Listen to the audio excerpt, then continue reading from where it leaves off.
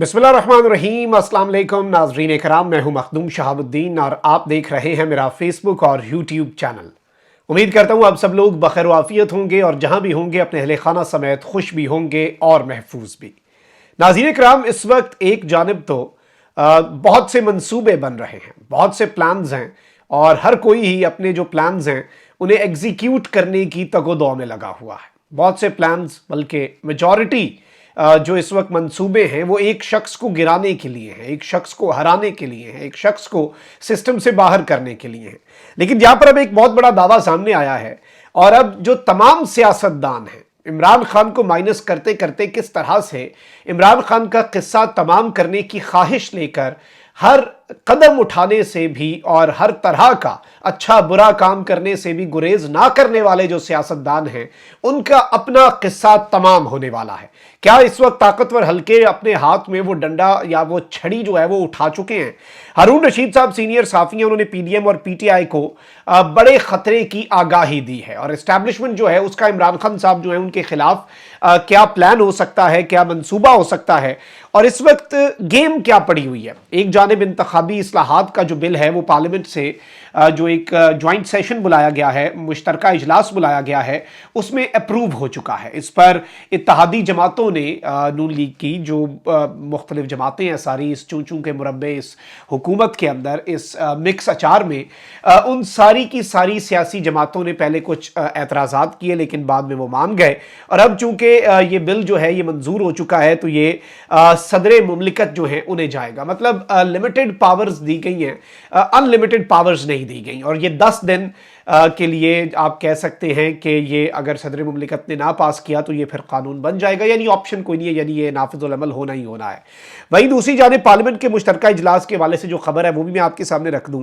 Election act तरमीमी bill 2023 पेश किया गया और पार्लियामेंट ने इलेक्शन एक्ट तरमीमी बिल जो है वो कसरत राय से मंजूर किया और शिकवार जो है क्लॉज वाइज जो है इसकी मंजूरी दी गई। निगरान हुकूमत से मुतल्लिक शिक 230 में तरमीम कर दी गई है और शिक 230 की झेली शिक 1 और 2 में भी तरमीम की गई है। तरमीम के मुताबिक निगरान हुकूमत कोई नया मुआहिदा तो नहीं कर सकेगी। निगरान हुकूमत को 2 फरीकी और कसीर फरीकी जारी मुआहिदों पर फैसलों का भी इख्तियार नहीं होगा। निगरान हुकूमत को पहले से जारी मंसूबों पर इदारों से बात करने का इख्तियार होगा। मतलब एक रास्ता तो रोका गया है जो एक लॉन्ग टर्म प्लान था उसका भी, और इसमें ऑब्वियसली नवाज शरीफ साहब क्या गेम कर रहे थे, टॉप लेवल पर क्या एक बहुत बड़ी गेम चल रही थी। साकडार साहब वाले एपिसोड को अगर हम ज़हन नशीन रखें, लेकिन अब यहाँ पर जो गेम्स चल रही हैं, अगर कोई एक ताकतवरों के साथ मिला भी हुआ है या कुछ इस तरह का है, इन सब के साथ होना एंड पे इनके हाथ शायद अब कुछ ना है। पहले मैं इस बिल के हवाले से चीज़ें आपके सामने रख दूँ। तरमीम के तहत निगरान हुकूमत पहले से जारी प्रोग्राम और मनसूबों से मुतल्लिक इख्तियार जो है वो इस्तेमाल कर सकेगी। वफाकी वजीर बराए इक्तसादी उमूर अयाज सादिक ने पार्लियामान के मुश्तरका इजलास में इंतखाबी इस्लाहात के बिल से मुतल्लिक इजहार ख्याल करते हुए कहा कि जी बहुत से लोगों को शिक जो है 230 को लाने पर एतराज़ था। ये गलत फहमी थी कि इस शिक के जरिए निगरान हुकूमत को इख्तियारात देने का मकसद उसको तवील मुद्दत तक चलाना है। उन्होंने कहा कि आज वर्ल्ड बैंक के नुमाइंदे मेरे पास आए जिनको तशवीश थी कि मौजूदा हुकूमत की मुद्दत खत्म होने के बाद मुख्तलिफ तरक्याती मंसूबों के मुआहिदों पर अमल दरामद कैसे होगा। मुतल्लिका कमेटी की जानिब से एक ऐसा रास्ता निकाला जाए जिससे इन मुआहिदों का तसलसल चलता रहे। लेकिन अल्टीमेटली नाज़रीन करम, आपको पता है कि बात तो वही है कि क्या इससे पहले मुल्क नहीं चलता, क्या इस तरह से निज़ाम नहीं चलता। और वैसे जो एक मंसूबा बनाया जा रहा था कि जी इसहाक डार साहब जो हैं वो वज़ीर आज़म पाकिस्तान हो जाएं और बिलावल भुट्टो जरदारी साहब भी निगरान हुकूमत के अंदर इसी तरह से फॉरेन मिनिस्टर रहें ताकि तसलसल बरकरार रह सके, तो फिर तो निगरान हुकूमत का कॉन्सेप्ट ही पीछे नहीं बचता। फिर तो आप बेशक यही हुकूमत जो है प्रोलॉन्ग कर लें इलेक्शंस तक, बिल्कुल वही सेटअप है ना, सेम अरेंजमेंट है। साकडार साहब से ज़्यादा नून लीग का या नवाज शरीफ साहब का, मतलब इससे ज़्यादा पार्टी उन्हें अनबायस्ड तो दूर दूर तक सोचा भी नहीं जा सकता। वहमो गुमान में तो उनके अपने भी नहीं है, किसी और के तो बाद में आना है। एक अगर हम इस चीज़ को अपने जहन नशीन रखें, वहीं दूसरी जानिब हामिद मीर साहब जो है, मैं उन्हें सुन रहा था, उन्होंने कहा कि जी इलेक्शंस जो है ना वो आगे कराना किसका मकसद है, क्या ताकतवर इस वक्त, तो उन्होंने जाहिर बात है ताकतवरों के ऊपर तो नहीं डाली ये बात, लेकिन उन्होंने कहा कि इलेक्शंस अगले साल हो, इलेक्शंस डिले हो, ये सिर्फ एक आप कह सकते हैं कि किन का मुतालबा है उसे समझने के लिए आप ये समझ लें कि एक तो ये इस्तेहकाम पाकिस्तान पार्टी का मुतालबा है कि पंजाब के अंदर हमें अपने कदम जमाने के लिए, मजबूत होने के लिए, स्ट्रक्चर बनाने के लिए, बेसिक चीज़ें करने के लिए टाइम चाहिए। और दूसरा ये मुतालबा है पाकिस्तान तहरीक इंसाफ पार्लियामेंटेरियंस का, जो कि परवेज़ खटक साहब ने एक एडवेंचर किया जो कि बहुत जल्द मिस एडवेंचर में कन्वर्ट हो गया, लेकिन खैबर पख्तूनख्वा के अंदर। अब ये जो चीजें हैं ये बड़ी इंपॉर्टेंट हैं। अब प्लान्स क्या बन रहे हैं? हारून रशीद साहब ने इस हवाले से जो पूरा मंसूबा है वो बताया है। एक तो उन्होंने कहा है कि जी मंसूबा जो एक आइडियल केस था ना, वो ये था कि जो, और ये इस बात पर वैसे इत्तफाक हुआ है दुबई के अंदर, मैं आपको अपनी तरफ से ये बता रहा हूँ, इस बात के ऊपर इत्तफाक हुआ नाज़रीन कराम दुबई में कि जरदारी साहब और नवाज शरीफ साहब के दरमियान के हमारे दोनों में से किसी की अगर एक सीट भी ज़्यादा हुई तो हुकूमत वो करेगा, दूसरा उसे सपोर्ट करेगा। मतलब एक सेटलमेंट बन गई है, यानी एक कंपटीशन भी रहे और दोनों मिले भी रहे, यानी मिली भगत भी होगी, अगली हुकूमत दोनों की होगी। लेकिन ऑब्वियसली जो वजारत उज़्मा है वो आपको पता है कि फिर किस तरह से वो आगे जाएगी। अब नवाज शरीफ साहब का मनसूबा ये है कि नवाज शरीफ साहब जो हैं वो होंगे वज़ीर आज़म पाकिस्तान, और शहबाज शरीफ साहब जो हैं वो होंगे इस सब के अंदर एक अहम तरीन कैबिनेट की पोजीशन पर विफाक में। शहबाज शरीफ साहब को अब वापस पंजाब नहीं भेजा जाए। और यहाँ पर जाहिर बात है इस मंसूबे के अंदर नवाज शरीफ साहब के साथ क्या कोई इंपॉर्टेंट लोग जो हैं वो ऑन बोर्ड है, ये तो सवाल अपनी जगह रहेगा। लेकिन जो एक अपेरेंटली अभी तक चीज़ है वो ये है कि शहबाज शरीफ साहब कोई सीनियर मिनिस्टर या कोई 3-4 बड़ी इंपॉर्टेंट मिनिस्ट्रीज उन्हें दे दी जाएं। वजीर आजम हो जी नवाज शरीफ साहब, उसके अलावा मरियम नवाज जो है उन्हें बना दिया जाए वजीर आला पंजाब। सिंध के अंदर उसी तरीके से पीपल्स पार्टी की हुकूमत, और खैबर पख्तूनख्वा के अंदर जो कोएलिशन है वो बने, और एक इस तरह की हुकूमत हो जो निगरान सी हो, निगरानी सॉरी मतलब एक मतलब चूं चूं घबराबा मिक्स, किसी की क्लियर मेजॉरिटी ना हो। बलूचिस्तान के अंदर वही अरेंजमेंट चलती रहे, बलूचिस्तान जब चाहे जिस तरह से चाहे चीज़ों को ऑपरेट कर सके।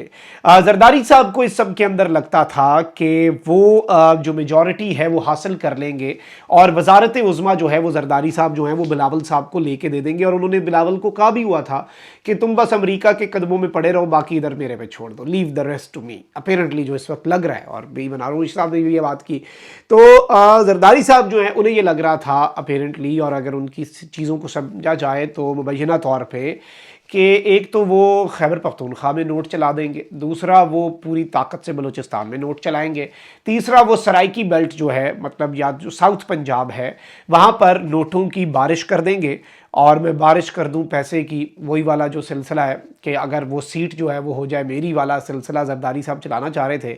और वजारत उज़्मा जो है वो चंद आप कह लें कि चंद तो नहीं, अच्छे खासे अरब जो हैं अरबों रुपए में वजारत उज़्मा पक्की कर ली जाए और बिलावल बन जाए, और अगला सेटअप ऐसे ही चलता रहे, नून लीग हमारी सपोर्ट करती रहे पंजाब में, चाहे नून लीग जो है वो हुकूमत बना भी ले, वजारत आला जो है मरीम नवाज उस पर बैठ भी जाए बिलावल के लिए। लेकिन उस प्लान को जरदारी साहब को ब्रेक्स लगती नजर आई IPP जो है उसकी सूरत में, उसके साथ ही साथ पाकिस्तान तहरीक इंसाफ पार्लियामेंटेरियंस की सूरत में, और इसके साथ ही साथ बाप पार्टी के भी बहुत से लोग जो हैं उन्होंने जरदारी साहब के साथ मिलने का फैसला किया था, लेकिन अब वो पीछे हट चुके हैं। वो प्रोसेस जो बाजवा साहब के टेन्योर के अंदर भी बड़ा हमने देखा कि बहुत सी एक हवा चल रही थी कि पीपल्स पार्टी में सबने जाना है, उस चीज़ को भी अपेरेंटली ब्रेक जो है वो लग चुकी है। तो जरदारी साहब इन सारी चीज़ों को बहुत ज़्यादा हैरत से देखें। आपको पता है कि पंजाब में भी जरदारी साहब के बैनर उतर गए, फिर उन्होंने मोहसिन नकवी साहब जो हैं जिन्हें वो कहते थे कि मेरा बच्चा है, उन्हें भी बुलाया और दुबई बुला के उनकी डांट डपट हुई है, जो भी हुआ उनसे क्या मामला डिस्कस हुए, लेकिन वो कंसर्न्स भी थे कि पंजाब के अंदर ये सब क्या हो रहा है। तो इस वक्त कोई किसी दूसरे के ऊपर बात वहीं पर है कि ट्रस्ट करने के लिए तैयार नहीं है, लेकिन सबको 60-60 50-50 सीटें जो हैं वो दे के नवाज शरीफ साहब अगर वज़ीर आज़म बनते भी हैं, जिसके इम्कानात अभी तक तो कम हैं, और शहबाज शरीफ साहब ये गेम करके वो मामला अपने हाथ में रखना चाहते हैं कि नवाज शरीफ साहब की वो, और नवाज शरीफ साहब इस चीज़ को वैसे शक से देखते हैं, नवाज शरीफ साहब इस चीज़ को देखते हैं कहीं ये शहबाज और इस्टेब्लिशमेंट जो है, क्योंकि अब शहबाज जो है उसे ताकत का नशा तो लग चुका है, कहीं वो मिल के वो गेम तो नहीं कर रहे, वो कोई एक मिली भगत तो नहीं है कि जी मेरे मामलात के अंदर मेरी वापसी के लिए जो मामलात अनडू करने थे उनके लिए आप कहीं उनकी राह में रुकावट खुद तो नहीं डाल रहे ताकि ऑप्शन ही शहबाज शरीफ बचे। तो एक ये भी सूरत हाल है, लेकिन इस सब के अंदर एक चीज़ बड़ी वाज़ेह है कि कंट्रोल जो है वो सियासतदानों के हाथों में आता हुआ नज़र नहीं आ रहा। किसी भी सूरत जो पॉलिटिशियंस हैं वो कंट्रोल अपने हाथों में रखते हुए, क्योंकि कंट्रोल आता है पब्लिक पावर से। जब आप इस तरह से आर्टिफिशियल तरीके से हो, फिर ताकत जो है वो उसी तरीके से आती है। जब आपका ताकत के ऊपर, अपने इख्तियार के ऊपर, अपने इख्तियार के ऊपर आपकी ग्रिप नहीं होती, जब आप उसके ऊपर उस तरह से उसे होल्ड, फिर आपका मॉरल वैल्यू भी नहीं ना होती, मॉरल आपके पास ग्राउंड्स ही नहीं होते कि आप उसे क्लेम भी कर सकें। वो क्या मैं कहने की कोशिश करूँ, सिंपल सी बात है कि एक कुर्सी है वो मैंने अपने बलबूते पे हासिल किया, फिर तो ऐसी की तैसी सब की। लेकिन जब मुझे 8-10 बंदों ने अपने कंधों पे बिठा के उस कुर्सी के ऊपर बिठाया, फिर उन्होंने कहा आप साइड पे हो जाओ, ये मेरी, ऐसे नहीं होता। फिर आप वो मॉरल ग्राउंड्स भी लूज कर चुके होते हैं, आपने बहुत कुछ सरेंडर किया होता है।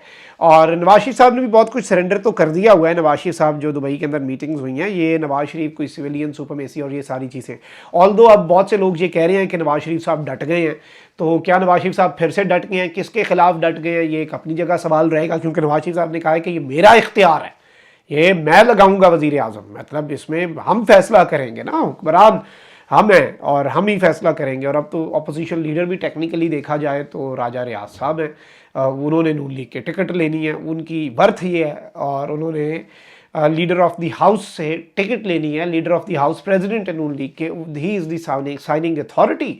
तो ये सारी चीज़ें हैं और ये सब के सामने भी हैं।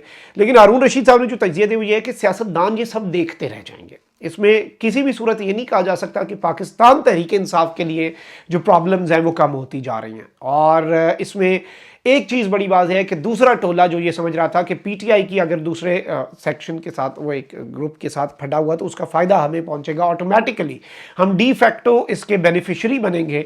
तो वो ना तो इसके डी फैक्टो बेनिफिशरी बन रहे हैं, और अगर इक़्तिदार मिलता भी है तो वो इक़्तिदार मिल के भी इन्हें इक़्तिदार बिल्कुल भी नहीं मिलेगा। और अभी भी अगर इनके पास कोई लूला लंगड़ा इक़्तिदार है तो उससे भी कहीं बहुत ज़्यादा बदतर इनकी सूरत हाल जो है वो आइंदा आने वाले इंतखाबात के अंदर होगी, अगर तो इंतखाबात वक्त पर होते हैं और उसी हिसाब से चीज़ें चलती हैं। तो ये इस वक्त सूरत हाल है, सबको खबरदार है एक तरह से, यानी सबके लिए एक वार्निंग है, एक रेड फ्लैग है। अगर कोई उसे समझना चाहे, अगर कोई चीज़ों को एनालाइज करना चाहे, उन्हें समझ के आगे बढ़ना चाहे, तो फिर तो बहुत ऑप्शंस हैं, बहुत मैदान खुला उसके अंदर बचता है ना। लेकिन ये चीज़ें इतनी सादा नहीं है, इस तरह से समझना भी इन्हें ज़रूरी है। और ये obviously let's see how things unfold, और ये मामला जो है, ये ऊँट जो है ये किस करवट बैठता है, ये मामला कहाँ पर जाकर रुकता है। लेकिन अभी तक की ये डिटेल्स थी जो आपके सामने रखना ज़रूरी थी। अपना बहुत ख्याल रखें। अल्लाह निगहबान। पाकिस्तान जिंदाबाद।